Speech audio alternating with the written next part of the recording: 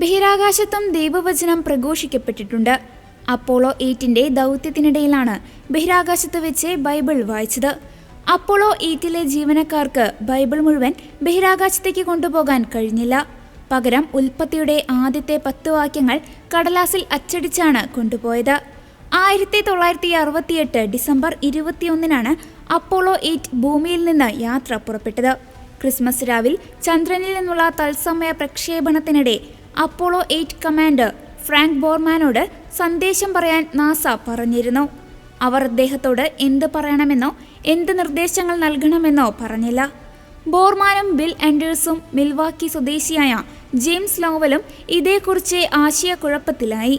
ഒടുവിൽ ബൈബിൾ വായിക്കാൻ തീരുമാനിച്ചു.